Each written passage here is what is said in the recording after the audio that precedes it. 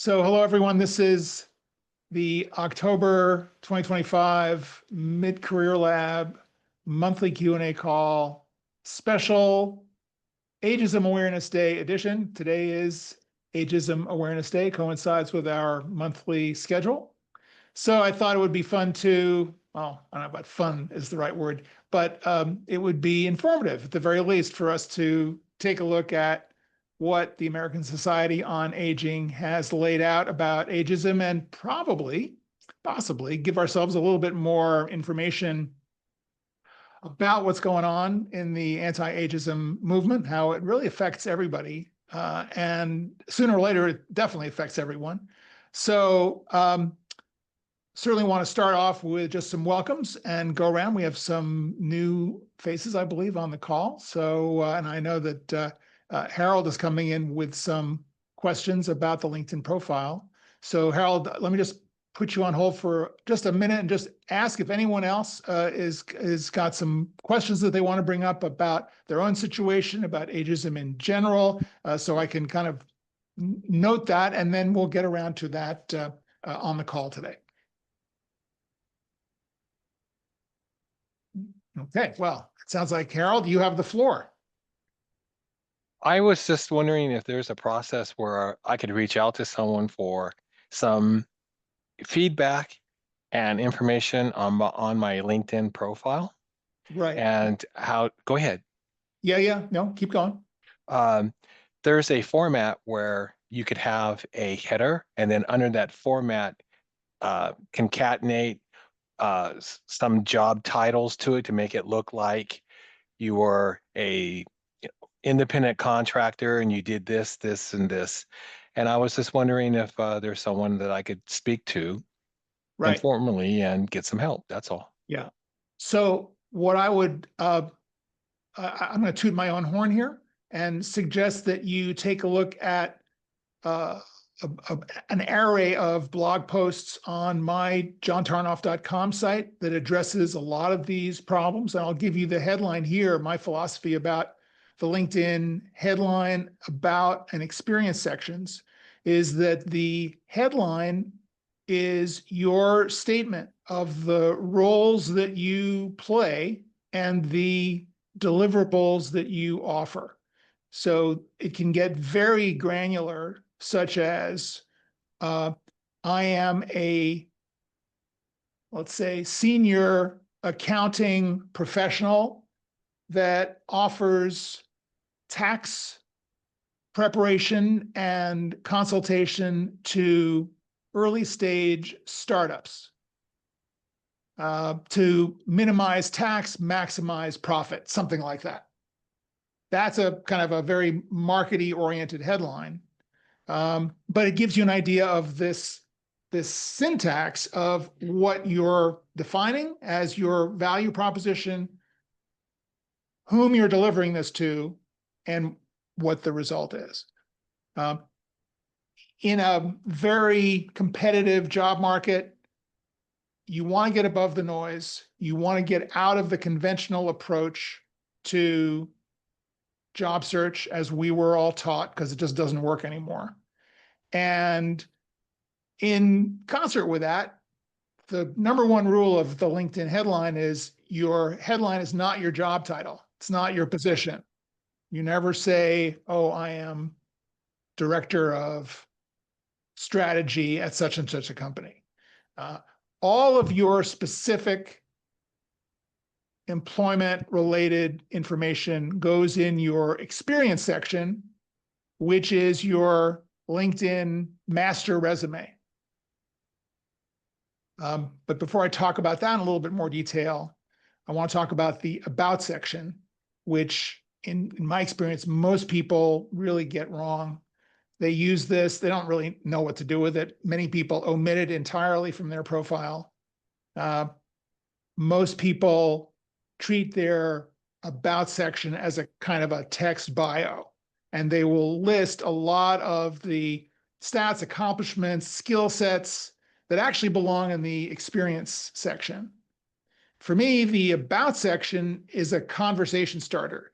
It's an opportunity for you to declare your mission and to have people get to know you a little bit based on who you are, why you do what you do, and where you want to take it. So it becomes this active engagement, particularly because it's kind of towards the top of the profile. So once you've defined your role or set of roles, your seniority level, kind of maybe a couple little details about kind of at the outlier, at the fringes of your identity. Some people will put avid fly fisherman or something like that. I'm not sure that necessarily works, but it does add a little rounding to your profile. You want to drop right into that about section and share these 3 ideas. Who you are, what motivates you, a couple of top accomplishments that you think are meaningful and have an impact. And you can explain the context of why you're including these accomplishments. And then what do you want to do now? Where do you want to take this? So for employers, recruiters who are looking to fill a job, if your aspiration matches up with what they're looking for, that gives them a little bit more incentive to contact you, to consider you for the position, because as they say in financial services, past performance is not an indicator of future results. So your resume, your LinkedIn experience section, this is a retrospective look at what you've done. It doesn't necessarily say because you did this in the past, you're going to do it in the future, or that that's what you want to do in the future. You have to help them along. So I'll stop there. Harold, is that helpful? It does, John. But I believe transparency is important in life. So let me put all the cards on the table. I appreciate it. The last 2 years, I've been out of the workforce. And it's coming, but not only am I a baby boomer, but now I have to answer questions as to what have you been doing the last 2 years? Yeah. And the truth of the matter is this: I was caring for an ailing parent. That's what it was. Yeah. Uh, so I'm trying to massage my LinkedIn profile to say that during these last 2 years, I was an independent contractor and I worked on this, this, and this because that's what I was doing. But it was, a project here, a project there. It wasn't anything continuous and it wasn't anything Yep. steady. Yep. So that's where I'm at. And I don't mean to Yeah. waste everyone's time, but No. This that's is that's so where I'm going. important. Right. This is so important what you're talking about because so many people are facing the exact same situation that you are. So you are right on target here. Uh, I think you're going in the right direction by defining yourself as an independent contractor, as a consultant, and that for these past 2 years, either because you were put into a situation where you assumed the responsibilities of caregiving, very important, by the way. This shows character, this shows initiative, this shows resilience and the ability to keep your head above water, grace under fire. It's tough work. The kind of person that you want to work for, the company that you want to work for, should recognize that. If they don't recognize that, and for some reason they give you a job, I would be very suspicious about the longevity potential of that job, because at the end of the day, this comes down to values. And we're seeing really, really poor value judgments being exercised at all levels in the hiring process today. It really narrows down the viable companies that are out there that we can really target. But I think we have to target the companies and we have to engage with the companies that are willing to have these conversations, because the workforce has changed. The economy has changed. The culture has changed. So I would be proud of the fact that you have taken on the role of caretaker over these last 2 years. And at the same time, at the top of your experience section and described in your about section, list yourself as a consultant and give your consultancy a name, HJ and Associates, whatever it might be. And then define the work that you have done and that you continue to offer as a consultant And if you have had engagements during that time, list those engagements. So you're not out of the workforce, you're in the workforce, you're just doing it at your own pace.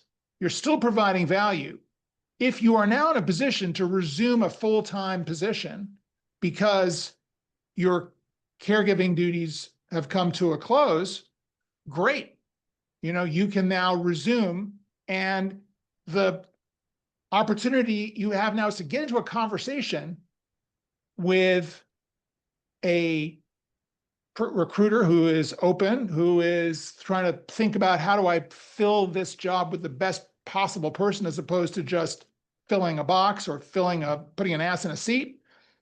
And those conversations that you have, those serious conversations about your value going forward, including what you've learned about life, about business from being a caregiver. And I'm sure you can cite chapter and verse about what you've learned through that process about how to get things done. Oh, have you been dealing with the broken healthcare system? Oh yeah. So how have you gotten things through in the broken healthcare system? I'm sure that had to do with being both resilient, resourceful, creative, imaginative, persuasive, lots of important business skills there. So end of rant. Is that helpful? Excellent, John. This is exactly something that I needed to hear. So thank you very Great. much. Excellent. Excellent. So while I'm at it, and we're before we get into more things, I just want to do a little bit of a plug for my mid-career lab community. Those of you who have not joined, I think David is a member, David Coward, is that correct? And Phyllis, are you also signed up in the mid-career lab? No, I thought maybe there's another Phyllis. Anyway, so if you guys go to midcareerlab.com, if you're interested in kind of participating with other people in mid-career who are going through these challenges, I'm kind of collecting over time people and trying to get engagement on this so that we can all support one another, kind of in the way that we're doing today. So if this appeals to you, please check it out. I'm constantly trying to figure out how to up the value of what I'm offering there. More stuff coming down the line. So end of pitch. Anyone else want to weigh in with a particular career issue before we go to the ASA page? I'll do a little sharing, and we can look at what's going on with Ageism Awareness Day. Yeah, John. Arnie. In connection with what you were just talking about, if you haven't recently done what you're looking to do, and they're saying there's such a gap, yeah, I'd like to sort of get your input on that. I'm a filmmaker, I'm a Right. director, cinematographer, screenwriter, but like the produce credits are years ago. Mhm. I just shot and directed a documentary in Ukraine. But if I'm looking to direct fiction, I don't have a credit in that recently. Yep. There's these big gaps. And then I went and invented software, so I was doing that. Yeah, so there's big gaps. Right. So you have kind of the polymath problem, right? You have lots of interests, you have lots of talent, you've applied it kind of liberally across various verticals, and it's hard for you to kind of quantify to bean counter types what exactly it is that you do. Generally, my answer to this question is that you do have to make a commitment. You do have to decide, at least for this next go round, what it is that you want to do. In your case, because there's this, on the one hand, there's this project-oriented work, your documentary being case in point. And by the way, if you have a URL, I would encourage you to put in the chat. This is really quite I've seen some of the trailer footage that Marty has shared on this, and this is kind of remarkable. He went to Ukraine, kind of bootstrapped this documentary, connected with people, shot a lot of kind of man in the street type footage, got into families and talked to people. And it's really remarkable. We don't get a chance to see too much of this on the street reportage from Ukraine, and this, I think, should be seen by a lot of people. Anyway, so little kind of shot in the arm from Marty. But back to the question, if the documentary is front and center, I guess my question would be, where could this lead? And I think you've got to balance your aspiration. Let's say your aspiration is to go back to narrative film and either develop a script and direct it, or find a script or whatever, get into a narrative situation. As you and I both know from having been in the business for a long time, the two, it's like never the twain shall meet, right? You're either a documentarian or you're a narrative filmmaker, and rarely is there crossover there, and it is very tenuous at best. So I kind of feel like you got to lead with your strength. You got to lead with what is on your plate. At the end of the day, you can make a big impact potentially with your documentary. I would say that is a kind of a full-time job to make something of that. I know you're going to be raising some money for completion and ostensibly distribution. And I would apply a lot of my 3 elements process to the situation you're in. So 3 elements, for those of you who are not aware, is this idea that you want to focus on defining your superpower, your value proposition, in a very niche, narrow way. Again, back to Harold's conversation about the headline and this idea that it's who you are, what you provide, to whom, for what result. That's what you want to encapsulate under your superpower. Then, using that narrow definition of what you're doing, build your network around that, so that everyone in your network knows this is what this person does, which makes it a lot easier for them to say, oh, I can help them, or no, I can't help them. A lot of us will find, if we're all of a sudden out of a job, we call up our colleagues and say, what have you heard? What's out there? And they will say, I'd love to help you. I can't think of anything right now. If I hear of something, I'll call you. Crickets. Yeah. Crickets. Not because they don't like you. They don't want to help you, because they don't know how to help you. They look at your LinkedIn profile, they don't quite understand it. They see all the job positions, they think, okay, well, they do this, they work for these companies, but I'm not exactly sure how to pitch them. If you have a really defined superpower value proposition, make it easy for them to say, yes, okay, you do this, I know that, I know the person. In your instance, Marty, it's, so who are the media companies, the possibly other filmmakers, directors, executives, nonprofits, billionaires who are focused philanthropically on this area? Who's got who's got skin in the game on spreading the word around Ukraine? That's your network focus, right? Yep. And then the third element is thought leadership.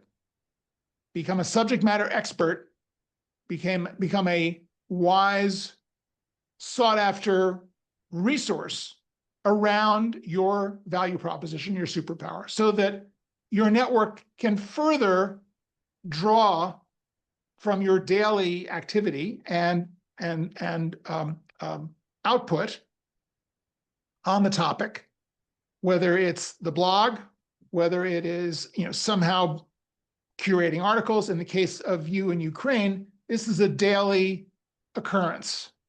There's a daily headline for you to write about where we are in the process.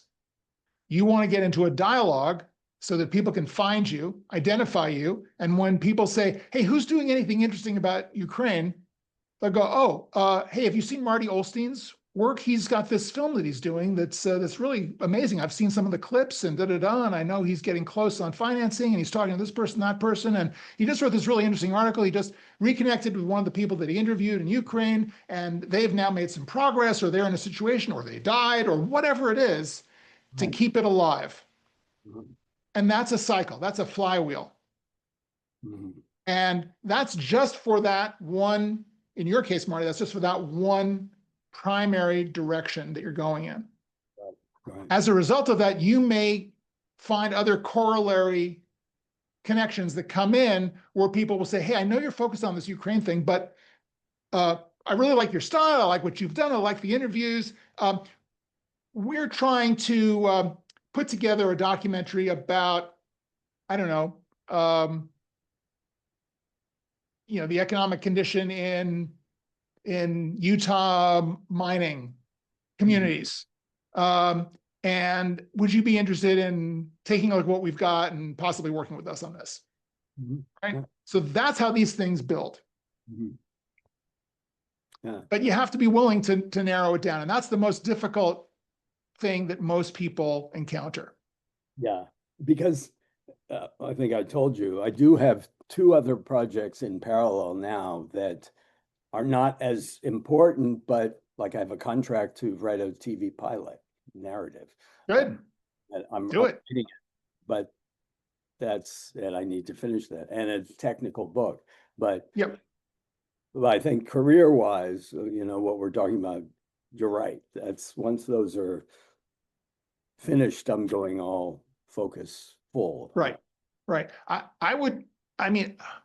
think your first priority, yes, you have the contract on the pilot. Yes, you've got the technical book. I think the technical book we've talked about is another possible mine for you to exploit. But I think, and maybe I'm just kind of biased from what I've seen, and obviously the topicality of it, but I think the Ukraine thing's pretty hot, and I would really make that your number one priority. And power of networking. I don't know if you saw it, David Coward just put a note in the chat for you about what IBM is doing, that IBM is very involved in this area. David, do you want to talk to that a little bit? Sure. So when I was at IBM, they do work all around the world and have significant presence in the Ukraine and an interest in making sure that things are stable there. So just an idea, if you reach out to folks through me as an example, that's a great way to connect and see if there's somebody that might have an interest in pointing you in the right direction. You said reach out through their. Feel free to connect with me offline. Oh, okay. Look at the people that I'm connected with on LinkedIn that work at IBM. If there are people that you think would be helpful to connect with, that's the offer. Thank you. Okay, we'll do that. You're seeing this in action, folks. This is how it works, right? This call is part of the networking, the thought leadership process. Get together, have conversations, make your ask. It's defined. Someone's going to maybe be aligned with it, and it just happened. So bravo. All right. Anyone else before we jump in? We're about half hour in. I've got a quick one if I can. Okay, David, and then James. Great. So I tried the green banner. You and I had a conversation and said, hey, wouldn't suggest that. And you suggested doing an LLC, which I ended up doing, which was great. The thing I'm curious about is when I did have the banner up, I did get a few people that are friends of mine who said, oh, hey, I didn't know you were in the market looking. Now that that's off, without networking, what I've been doing is just posting some things on LinkedIn that would indicate that I'm looking, but aren't blatant. Right, right. Any other suggestions about how to make sure that the thousands of people I'm connected with do have some awareness that I'm looking, other than just networking? Right. So first of all, I think that the green banner is very controversial. Harold, the green banner is a little circle that you can put on your profile picture that says open to work. And the debate about this is, does it really attract attention? Is it a kind of a passive indicator I think it can be a passive indicator where you're basically saying, okay, guys, I'm here. I'm open to work. Let me know. Let me know if you got something. It's kind of a passive signal. I also think it invites lazy recruiters, because if they're looking at the open to work people, and this is really, I guess, not applicable to people who are out of a job, but companies like to hire people who are already employed. They don't like to hire people who are unemployed. It's just the sad, unfortunate truth of it. And so recruiters who rely on open to work are not doing their deep research. They're not looking at keywords. They're not really looking for people in any kind of a deep way. But back to your situation, David, I would say that you want to be posting regularly. You want to be targeting companies and people at companies that you're interested in, so you can get into conversations. And in those conversations, you're going to be talking about what you want to be doing. You've got your LLC. That is I think, in a way, a better indicator of what you offer and what you want to do than open to work, just a vague open to work banner. Because in your LLC, at the top of your experience section, you're saying, here's what I do, here's what I provide. It is essentially your ideal job description, that LLC slug at the top of the experience section. So you can use all of these things together. You can continue to use the open to work signal. I saw one, I've got this in a slide deck somewhere. A woman did her own version of the open to work. It's kind of like a pink banner. It says open but picky, which I thought was a lot of fun, because that's what you want to be. You don't want to be open to anything that comes in. You're not saying, oh, please, sir, may I have a job? You never want to be in that one down position. You want to maintain some of that edge, right, over what you define in your value proposition, in your headline, your about section, again, in your LLC at the top of your experience section. That's the package that you're offering. So how do you get it out there? Well, recruiters will be looking, if you are, your friends are going to be looking, but I would also say your friends, your colleagues, who are your top 50 most actionable LinkedIn connections? That's the first step that I do with my clients when we get into networking. It's like, look at that 500 plus and who are the top 50 people? So here's a AI hack for you on that, for all of you guys, which I'm now using, which is you can download a CSV file of your entire LinkedIn connection list. And it's got pretty extensive details on who those people are. What you can do is you can download that list and create a prompt in your LLM of choice that says, here's the spreadsheet of all of my LinkedIn contacts. Here is my LinkedIn profile. Here's my resume. Here's some other facts about me and what I want to do that you might want to know. One of the things that I do with people is a Ikigai exercise based on the Ikigai Venn diagram. Answer the 4 questions. What do you love to do? What do you do well? What does your world need? What can you get paid for? That's another piece of input that you can put into the LLM and say, okay, here's all this information. From that list of 1,500 people on LinkedIn, who are the top 50 people that I know, based on who I am, what I'm looking for, that I should be in contact with to grow my network, to find opportunities, right? And see what comes up.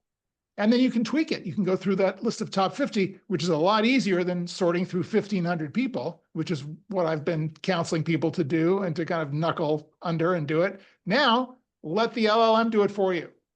And you can always go back in and kind of tweak that and go, you didn't quite right. I see you missed this person. And the LLM will go, oh, okay, well, tell me more about that, and have a dialogue with the LLM. I think by now we should all be understanding that the LLMs are our own individual PhD research assistants, and that we should be directing them as if they were a very smart but very inexperienced um, assistant for us, and get into that dialogue so you can train that LLM to understand you better and give you better results. Great. Appreciate it. James, you've been waiting. I'm sorry to have ranted so long, and let's go. Got my audio on. Great. I'm a little bit new to this whole concept, the boomer reinvention, all that. Yep. I guess what I have is a basic question. Over the past 10 years, I've been doing project work off and on. But I've also been caring for my spouse. She has disability retirement. And she's been dealing with back pain and trying to get herself stronger. This is all kind of mixed in over these past 10 years. Sure. What would benefit me the most, since there really isn't any, it's just projects basically, not really, this is a position. Right. Would it behoove me to really focus on my value added when I talk about myself and what I could do for a company, as opposed to anything else? How have you been approaching this so far? If you've been doing this for 10 years, it sounds like you have a workflow, a deal flow. You have some kind of reputation-based business that is generating clientele. Is that steady? Is that deteriorating? No. What's going on? No, I've been working with Robert Half on different projects through their financial projects, management projects. Right. So Robert Half has been essentially your client, your main client throughout this Yes. time? Mm-hmm. And you've been working on a contract basis, project to project with them. Yes.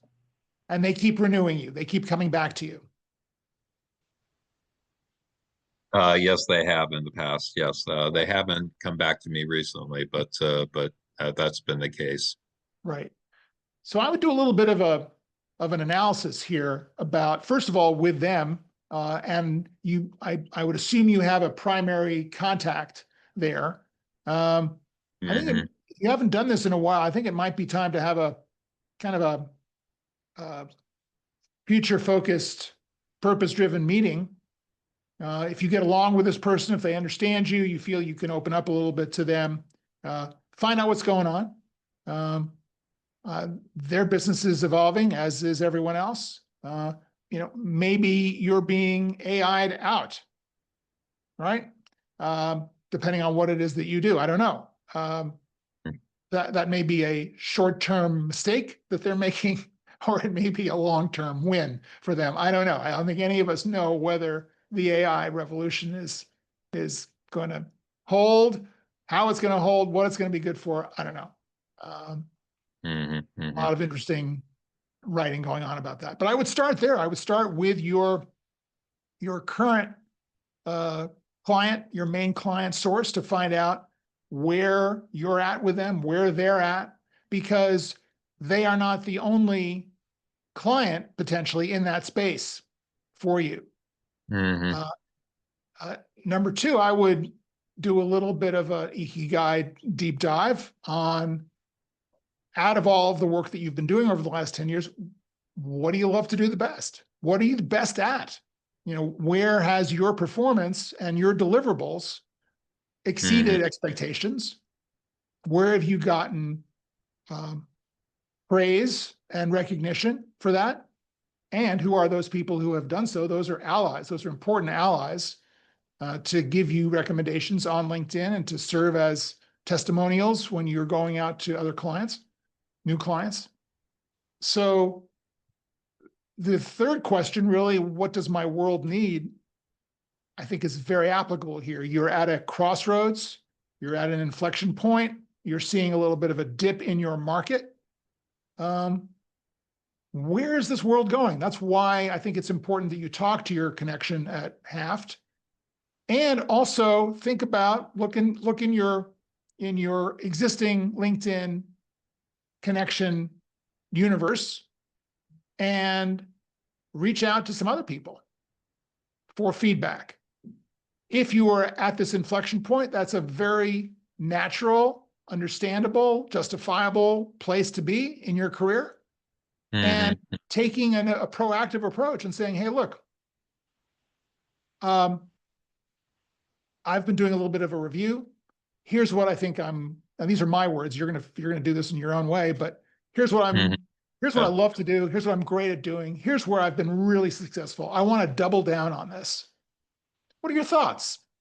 You know, what's going on in the world? Where can I be most useful in this new environment that we're in? You know, give me some pointers on this.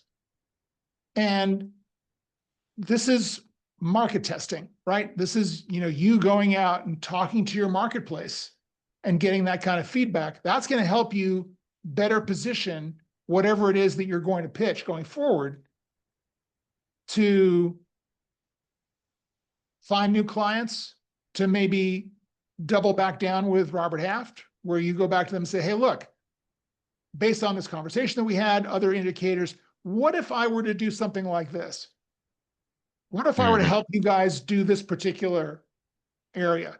This is an area you're going in. Here's what I provide that maybe few other people provide in terms of value in this area. What do you think?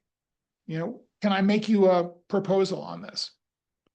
Take a more proactive attitude towards this. Have something to sell and see how it goes with them. It may go well, it may not, but there may be other people for whom this value proposition and this solution set, this product, if you will, that you're offering may resonate. So those are some ideas off the top of my head. Okay. All right. Very good. Thank you, John. Any follow-up? Any follow-up to that? Any questions, details, pushback on that? No pushback. I think it's a good place to start. Like I said, I'm just really at the start of this, and I thought to get some feedback from you to kind of lay the table, so to speak, to where and who I go talk to. Yep, absolutely. So again, if you're interested, please consider joining the Mid-Career Lab. You can contact me on direct message there at any time. Happy to track this with you further as things develop. Okay, excellent. Thank you. My pleasure. So who else? Any other questions? And then I just want to kind of segue. We're about 15 minutes from the end to talk about Ageism Awareness Day. And why don't I just go ahead and do that?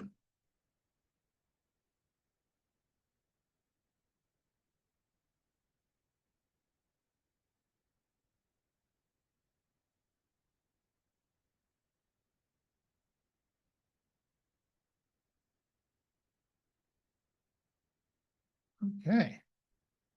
So you guys seeing that? So this is what's on their website. And this is something that's kind of new. I mean, I've been doing this now for, easily 10 years in a dedicated way, trying to help people overcome ageism and keep working and really helping to redefine this question about how long are we supposed to be in the workforce and what is retirement in this day and age, and how do we overcome the traditional, conventional bias about, oh, you're 65? Oh, are you retiring? This comes up a lot. I'm not seeing this quite so much anymore. There's this idea out there, the statistic that you see often in the press and on TV where is this idea that every day 10,000 baby boomers are retiring. And what this relates to is the fact that every day until 2029, baby boomer generation folks, there are 10,000 of them statistically who are reaching age 65. But age 65 does not necessarily equal retirement. So there is ageism inherent in that statement. And there is this kind of unshakable bias that you're done at 65. No one is computing the fact that we're living longer, that when retirement was first set up, age expectation was somewhere around 70, early 70s. So when companies were setting up the defined benefit pension plans, they weren't really out for very long. But today, chances are you're going to be living to 80, maybe you're going to be living to 90. Apparently, according to the Census Bureau, if you hit 65 today, you have at least 25% chance of hitting 90. And every year you live older than 65 improves your chances of hitting 90. So what are you gonna do? You're gonna be retired for 25 years? How are you going to spend that time? How are you going to afford in a inflating, disrupted economy? How are you going to afford 25 years of retirement? So anyway, these questions really are all rolling into this idea of what is ageism. And there was just recently an international, I think, I don't know if it was a UNESCO sponsored or some international organization sponsored a global age awareness day. I think this was last week. So it's kind of getting more out there in the media. But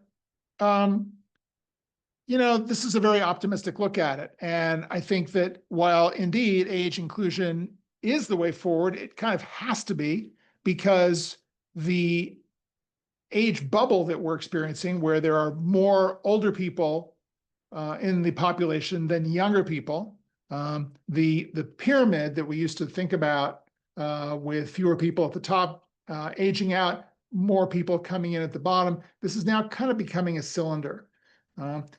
We hear a lot about this in connection with the future of Social Security, and the idea that Social Security used to be, each Social Security recipient was basically drawing on the work of, 100 people or something like that who were contributing to Social Security.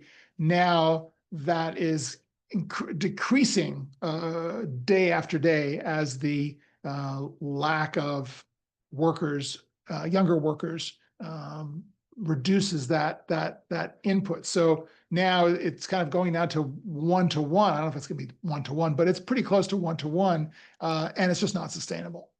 So that's one of the big issues that is not being addressed. And of course, this is so far down the list of everything that's going on in our society today, which is why I think it's important for us to take a look at this. So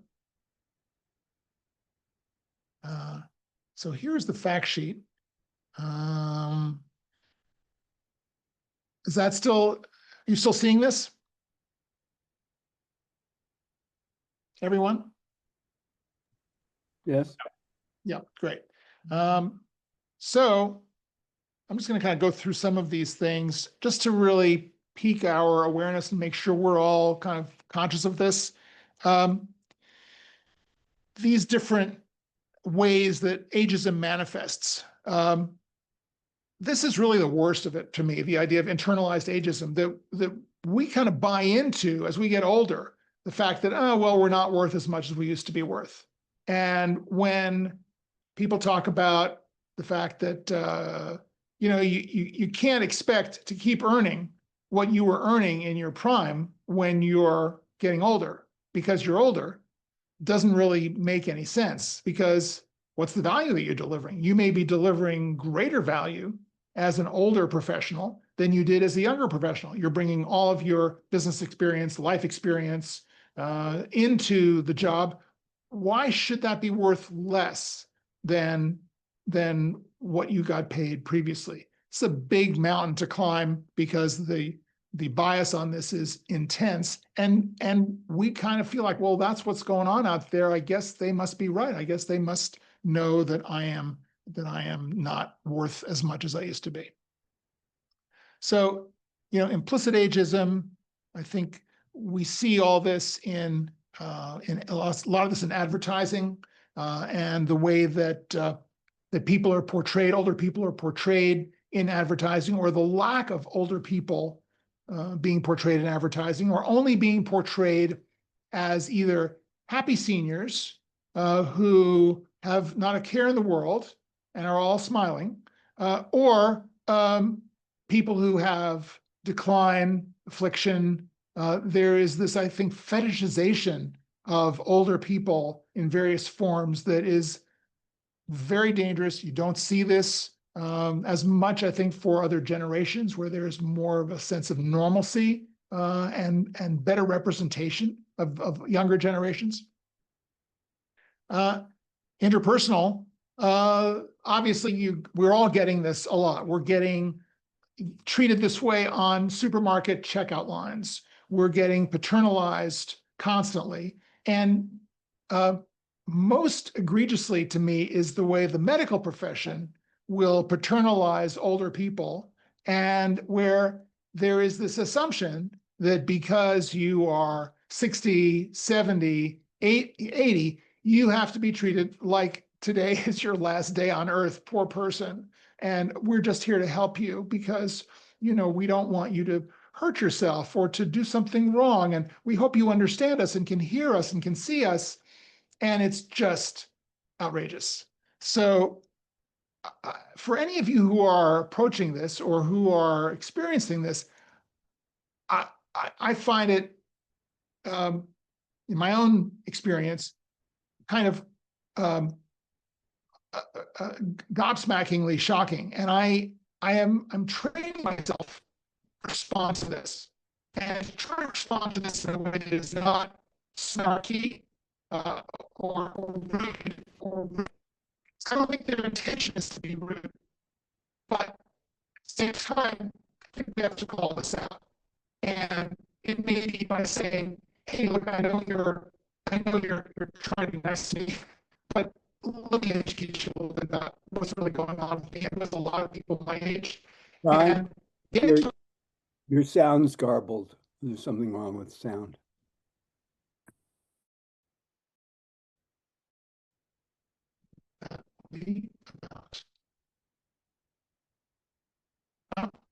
now I'm having some real issues.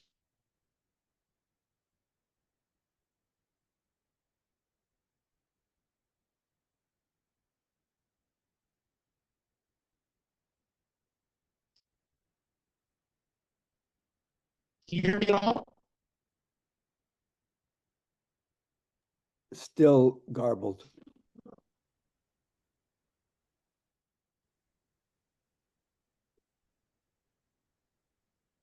I'm trying to stop the share, see if that helps.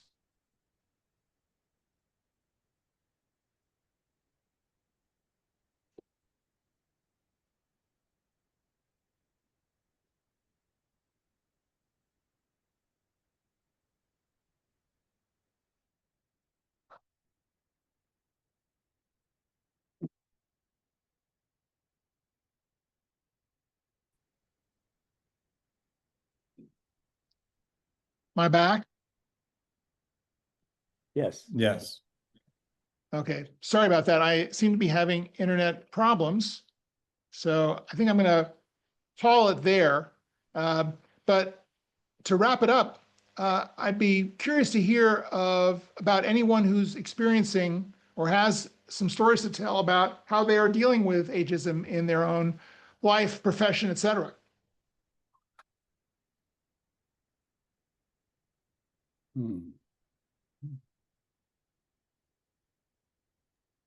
Mary Ann. Oh, please unmute.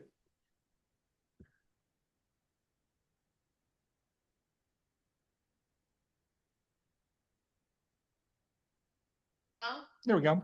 Yes, there you are. Hi. so I've been a stay-at-home mom for 25 years. So I'm having a rough time, trying to reestablish myself as a separate human being from these other human beings that are still getting in legal trouble that I have to help out with. We're not going to get into that. But anyway, it's like the mothering doesn't stop. But I'm going to force it. I'm going to make myself go back to work. And I have a couple of concerns. I'm a technical writer, which is great for working at home. I can have a client across the world. It doesn't matter. I speak French and I can write in French fluently because my mom was from Paris, France. But I'm hearing that AI is doing a lot of technical writing. Is that true? I mean, is AI writing now for people? I hear Yes. that it is, but I cannot imagine how a computer will know exactly what to say. And I write procedures. Short answer is yes, that it is. And I think that you want to do some research on this to understand for your particular focus in the technical writing that you do, the subject matter, the perhaps the frameworks that you use to analyze and describe the technical, maybe engineering, technology stuff that you're writing about. I would say, I would hope that there is a way of differentiating between what AI is doing. And the other thing that I would explore is how could you use AI in your work to scale up the amount of work that you do and to use it to better deliver quality material through the analytical capabilities that AI affords. So I want to look at AI as another tool, just as, the word processor was a tool that helped us to write faster and really capture our ideas in a much more three-dimensional way. I'm seeing in my own work, again, this idea of collaborating with AI and basically saying, okay, here's my, here are my thoughts. Here's like the jumble of thoughts about this. Help me organize this. What's the outline here? What's the outline that I'm trying to say? And it will come back. It has limitations. And what I keep running up against is, at the end of these long conversations that I have with ChatGPT, at the end of the day, I have to kind of do the final version myself.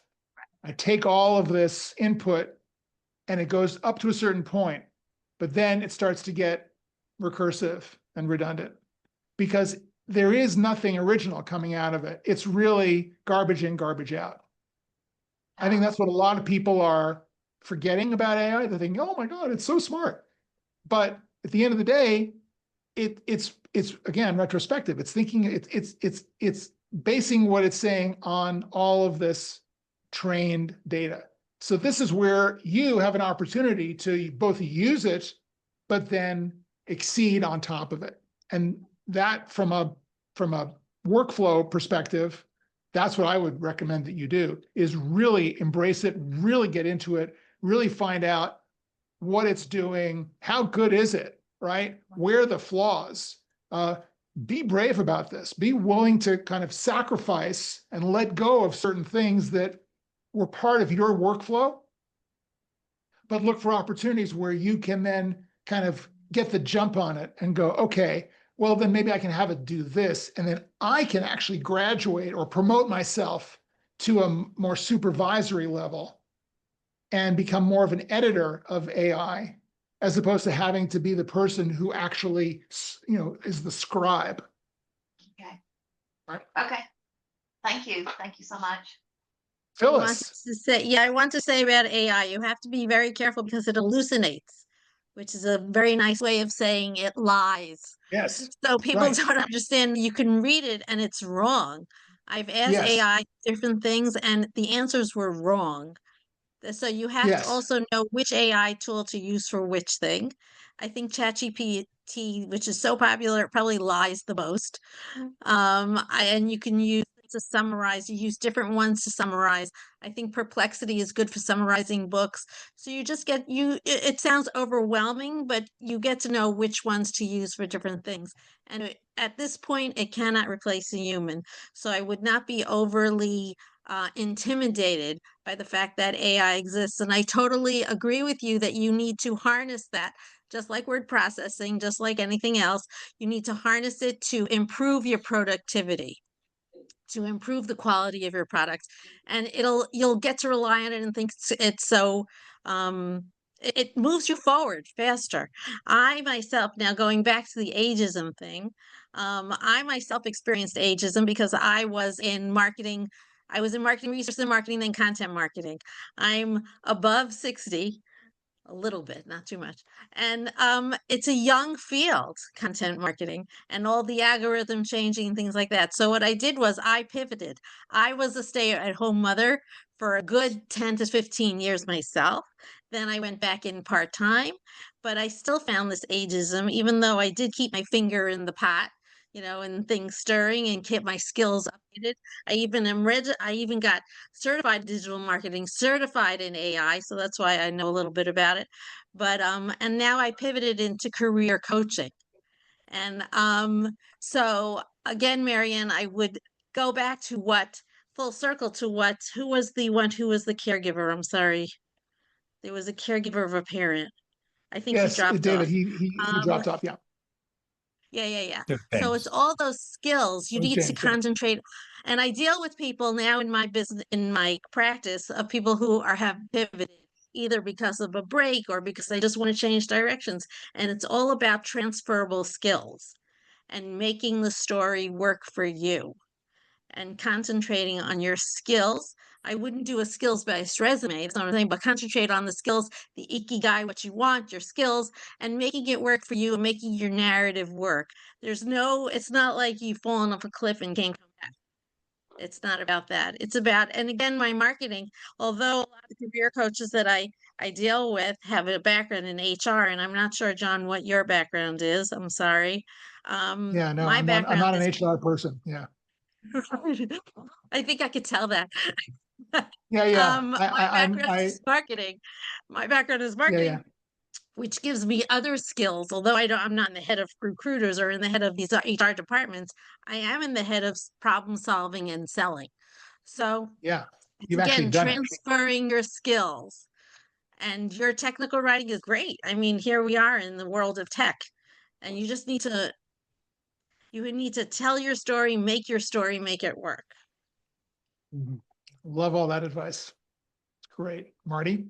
A couple quick things. One, the thought of the hallucinating, and making things up. I never heard this, but what about, so you do something, ChatGPT has all these facts that you wonder if they're right.